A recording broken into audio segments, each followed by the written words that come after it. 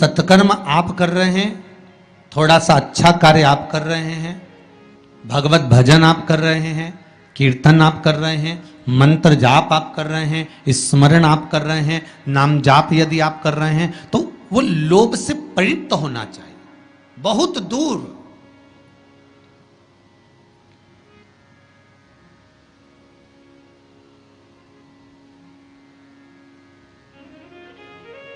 आपके भीतर वो उपजे ना।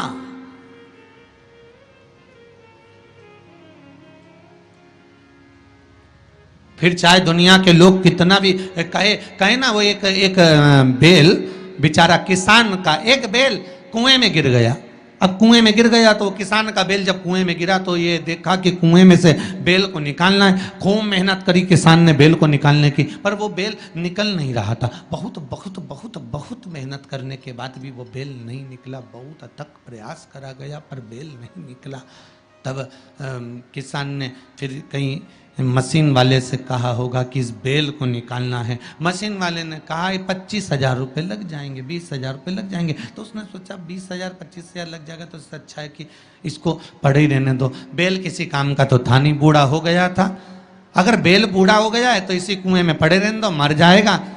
इसी कुआं भी सूख गया है, इसमें कोई दिक्कत वाली बात नहीं, अपन कचरा पटकते जाएंगे, बेल को वहीं की वहीं दबा देंगे। गाँव के लोगों से कह दिया मेरा बेल कुएं में गिर गया है और ये बूढ़ा हो गया था। एक काम करो, तुम्हारे गांव का जितना भी कचरा है ना, घर वाले वो सब लाकर इसमें डालते हैं ना, बेल मर जाएगा, धीरे धीरे उस पर मिट्टी डल जाएगी। गांव के लोगों ने कचरा लाकर डालना चालू करा। जैसे जैसे बेल के पास में कचरा पटकना प्रारंभ करा, बेल भी समझदार था।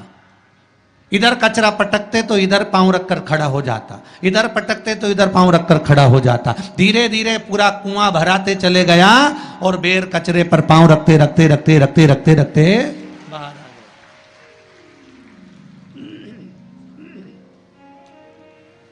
बेल कचरे पर पांव रखते रखते रखते रखते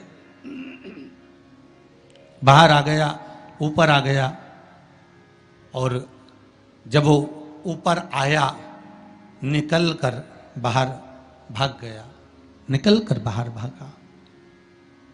बेल से हमको एक सीख लेना चाहिए, हमको एक चीज सीख लेना चाहिए। बुराई करने वाले कितनी भी बुराई करेंगे, निंदा का कचरा, बुराई का कचरा कितना भी पटकेंगे, हमको केवल उस पर पांव रखकर निकल कर बाहर की ओर चले जाना है और हमारे जीवन को सार्थक बना लेना है। करे करे तो करे।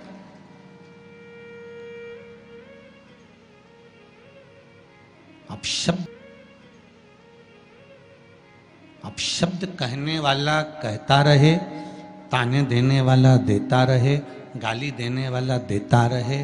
अपनी शिव भक्ति, अपना स्मरण, शंकर का अनुमोदन होता रहे, बस इसका ध्यान रखना। बैसाख के महीने में 9वीं तिथि को माता जानकी का प्रागट्य हुआ है पृथ्वी से।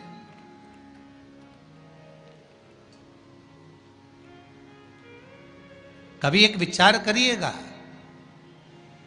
कि नरसिंह अवतार बैसाख के महीने में हुआ, कुर्मा अवतार बैसाख के महीने में हुआ, हयग्रीव अवतार बैसाख के महीने में हुआ, परशुराम अवतार बैसाख के महीने में हुआ, माता जानकी का अवतार बैसाख के महीने में हुआ।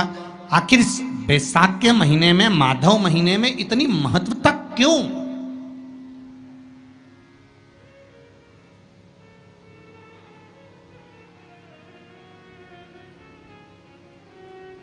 बैसाख के महीने में पड़ने वाली एकादशी, चतुर्थी, प्रदोष, अमावस्या, पूर्णिमा, शिवरात्रि, ये सभी इतनी महत्वपूर्ण क्यों हो जाती है?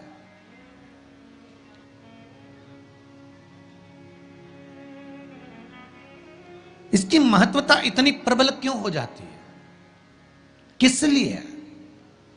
क्योंकि बैसाख का जो महीना पड़ता है, सूर्य की संपूर्ण तपन, सूर्य देव अपने पूर्ण तेज के साथ में, पूर्ण तेज के साथ में मृत्यु लोक के निवासियों पर, चाहे जलचर हो, थलचर हो, वायुचर हो, चाहे जो जीव हैं उस पर जब किरण फेंकते हैं तो संसार का जो मनुष्य है उस पर जब ताप पड़ता है तो ताप पड़ने के कारण उसके मुख से भगवान का नाम निकल ही जाता है, स्मरण नाम निकल ही जाता है। जब उसके मुख से भगवान का नाम निकलता है तो वो भगवान की शरणागति खुद ग्रहण कर लेता है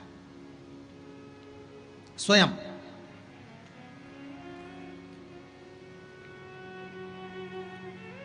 शरणागति ग्रहण कर लेना। बैसाख की पोथी पढ़ते हो आप लोग? आप में से अगर कोई पढ़ता हो बैसाख महीने की पोथी तो उसमें एक वर्णन आता है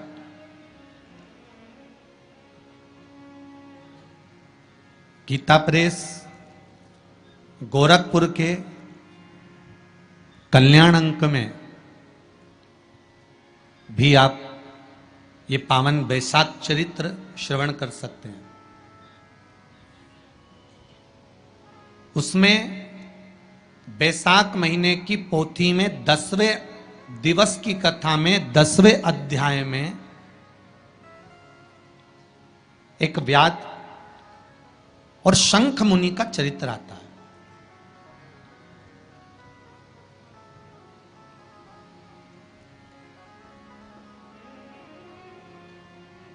शंख मुनि एक बार निकलकर भगवान शंकर के मंदिर में जल समर्पित करने के लिए जा रहे थे और शिव मंदिर की ओर जाते जाते जाते जाते जाते जाते बीच मार्ग में चलते चलते चलते चलते और वो शंख मुनि जब शिव के मंदिर में पहुंचे, शंकर भगवान के मंदिर में जाकर उन्हें दर्शन किया,